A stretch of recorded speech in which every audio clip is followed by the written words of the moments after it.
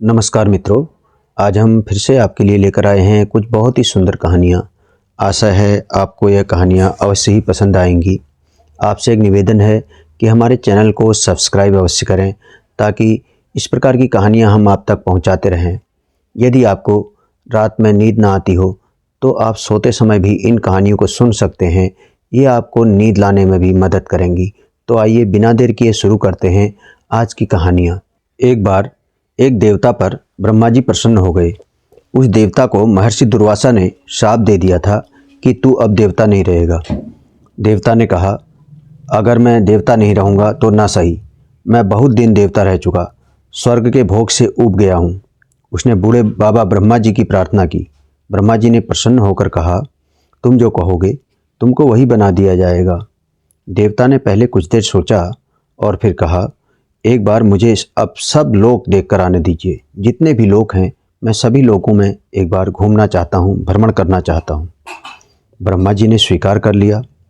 देवता भला देवलोक में क्या देखता, नाचने गाने वाले गंधर्व, यक्ष, किन्नर, ये सब तो उसने अपने सामने सब लोग देखे थे और सभी उसके सेवक ही थे। देवताओं के राजा इंद्र का नंदन नामक बगीचा और उसमें पारिजात नामक पेड़ भी उसने कई बार देखा हुआ था। वह गया ऊपर के लोकों में। उसने जनलोक, तपोलोक देखे। इनके आगे महरलोक और सत्यलोक भी देख लिया, किंतु बैकुंठ लोक, साकेत लोक, गोलोक धाम और शिवलोक जाने की उसे आज्ञा नहीं थी। उसने सोचा, इन लोकों में ऋषि बनकर रहने से तो तपस्या करनी होगी, भोग यहाँ है ही नहीं। हमने जीवन भर स्वर्ग के भोग भोगे हैं, अब इस बखेड़े में कौन पड़ेगा। वह सीधे नीचे चला पाताल की ओर। उसने दैत्यों के बल की बड़ी ही प्रशंसा सुनी थी। वह नागलोक को तो देखकर ही डर गया। बड़े भारी भारी सर्प थे वहाँ। उसने दैत्यों को देखा, वे काले कुरूप और बड़े ही उजड़ थे।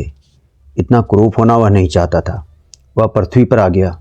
मैं पक्षी बनूं तो उड़ता फिरूंगा, उसने सोचा, और चाहे जहाँ के फल खा सकूंगा। वह सोच रहा था, इतने में उसने देखा कि आसमान में हवाई जहाज उड़ रहा है। तब उसने अपने मन में सोचा, ओह मनुष्य, यह तो उड़ता भी है, यह तो उड़ना भी जानता है। उसे डर लगा कि पक्षी बनने पर कोई मनुष्य उसे गोली मार देगा।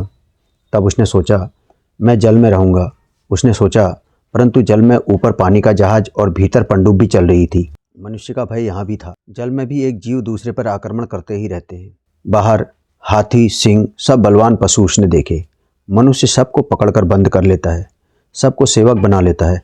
मनुष्य पृथ्वी पर, रेल पर और मोटर से दौड़ता है, पानी और हवा में भी चलता है, पानी, हवा और बिजली से भी काम लेता है। हजारों कोसों की बात उसी समय सुनता है, गाना सुनता है, वहाँ की तस्वीर भी देख लेता है। मनुष्य बड़ा बुद्धिमान है और सुंदर भी है। वह सोचते सोचते लौटा, बैकुंठ, साकेत, गोलोक और शिवलोक कैसे हैं और उनमें क्या है। उसने ब्रह्मा जी से ये पूछा। ब्रह्मा जी ने कहा, ये बड़े विचित्र लोक हैं। वहाँ यहाँ के सूरज चाँद का प्रकाश नहीं है, वे अपने ही तेज से प्रकाशित हैं। वहाँ भगवान तथा उनके भक्त रहते हैं। वहाँ सदा रहने वाला परम सुख है। वहाँ नित्य सौंदर्य है। वहाँ दुख का पता तक नहीं है। ब्रह्मा जी ने बताया। देवता शीघ्र ही बोला, तब मैं। उसने इतना ही कहा था। ब्रह्मा जी ने उसे बोलने ही नहीं दिया और बीच में ही कहा, वहाँ तो केवल मनुष्य अपनी साधना एवं भक्ति से ही जा सकता है, तब मैं मनुष्य बनूंगा। देवता ने झटपट बता दिया। उसने देखा था कि ब्रह्मा जी प्रसन्न न होते तो वह कुछ भी नहीं बन सकता था, और मनुष्य तो देवता भी बन जाता है। ब्रह्मा जी ने उसे मनुष्य बनाकर कहा, नर तन सम नहीं कौनहु देही, अर्थात मनुष्य के समान जो देह है वह किसी की देह नहीं हो सकती, यानी कि मनुष्य के समान कोई भी नहीं है। आपको यह कहानी कैसी लगी कमेंट बॉक्स में अपनी राय जरूर दें। हमारे चैनल को सब्सक्राइब करें, लाइक करें। आइए सुनते हैं अगली कहानी। दक्षिण अमेरिका की बात है। उन दिनों वहाँ सोने की खान निकली थी। दूर दूर के व्यापारी और बहुत से मजदूर वहाँ पहुँचे। यूं ही उपज बहुत कम हुई थी। फिर बाहर के बहुत लोग पहुँच गए। अकाल सा पड़ गया था। खाने पहनने की चीज़ों के दाम बहुत बढ़ गए थे। लोग सड़ी गली वस्तुओं से पेट भरने लगे। ज्वर तो वहाँ पहले से फैला था, अब हैजा भी फैल गया था। पीड़ितों की सेवा करने वाली प्रसिद्ध संस्था मुक्ति सेना ने वहाँ अपना दल भेजा। उसकी संस्थापिका स्वयं वहाँ पहुँची। लोगों ने डाकुओं का बहुत भय बताया, परंतु मुक्ति सेना तो सेवा करने आई थी। उसका दल निर्भय होकर आगे बढ़ता गया। पेड़ों के नीचे तंबू पड़े थे और उनके चिकित्सक रोगियों की सेवा में लगे थे। एक दिन एक सशस्त्र घुड़सवार आया। उसने उस सेवा दल की संस्थापिका को एक पत्र दिया और एक बढ़िया कंबल भी दिया। उस समय वहाँ एक अच्छा कंबल बहुत बड़ी बात थी। वह सवार पत्र का उत्तर लेकर लौट गया। दूसरे दिन वह सुंदर युवक घोड़े पर आया। वह उस महिमामयी नारी के आगे घुटनों के बल बैठ गया। उसने कहा, आपने मेरा कंबल स्वीकार करके मुझ पर बड़ी कृपा की है, जो सबकी सेवा में लगा है। उसने इस अधम को अपनी एक नन्ही सेवा का अवसर तो दिया। महिला ने कहा, क्या तुम मेरे साथ परमेश्वर की प्रार्थना में सम्मिलित होना पसंद करोगे? वह तुरंत तैयार हो गया। लोग जिसे पत्थर के हृदय का पिशाच समझते थे, वह उस दिन प्रार्थना में बच्चों की भांति फूट फूट कर रोया। वही उन डाकुओं का प्रधान अध्यक्ष था, अर्थात वह डाकुओं का सरदार था। आपको यह कहानी कैसी लगी कमेंट बॉक्स में अपनी राय जरूर दें। आइए सुनते हैं एक और कहानी। एक पुराना मंदिर था, दरारें पड़ी थी, खूब जोर से वर्षा हुई और हवा चली। एक पुराना मंदिर था, दरारें पड़ी थी, खूब जोर से वर्षा हुई और हवा चली। मंदिर का बहुत सा भाग लड़खड़ा कर गिर पड़ा। उस दिन एक साधु वर्षा में उस मंदिर में आकर ठहरे थे। भाग्य से वे जहाँ बैठे थे उधर का कोना बच गया। साधु को चोट नहीं लगी। साधु ने सवेरे पास के बाजार में चंदा करना प्रारंभ किया। उन्होंने सोचा, मेरे रहते भगवान का मंदिर गिरा है तो इसे बनवाकर तब मुझे कहीं जाना चाहिए। बाजार वालों में बड़ी श्रद्धा थी। साधु विद्वान थे। उन्होंने घर घर जाकर चंदा एकत्र किया। मंदिर बन गया। भगवान की मूर्ति की बड़े भारी उत्सव के साथ पूजा हुई। भंडारा भी हुआ। सबने आनंद से भगवान का प्रसाद लिया। भंडारे के दिन शाम को सभा हुई। साधु बाबा दाताओं को धन्यवाद देने के लिए खड़े हुए। उनके हाथ में एक कागज़ था, उसमें लंबी सूची थी। उन्होंने कहा, सबसे बड़ा दान एक बुढ़िया माता ने दिया है, वे स्वयं आकर दे गई थी। लोगों ने सोचा कि अवश्य किसी बुढ़िया ने 100-200 रुपये दिए होंगे।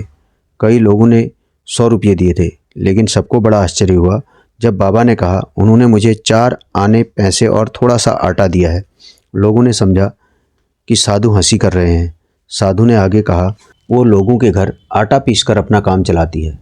ये पैसे कई महीनों में एकत्र कर पाई थी। यही उसकी सारी पूंजी थी। मैं सर्वस्व दान करने वाली उस श्रद्धालु माता को प्रणाम करता हूँ। लोगों ने मस्तक झुका लिए। सचमुच बुढ़िया माँ का मन से दिया हुआ वह सर्वस्व दान ही सबसे बड़ा दान था।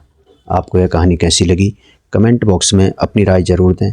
हमारा उत्साहवर्धन करते रहें। हमारे चैनल को सब्सक्राइब करें, लाइक करें एवं अपने दोस्तों के बीच में शेयर अवश्य करें। आइए सुनते हैं एक और बहुत ही अच्छी कहानी।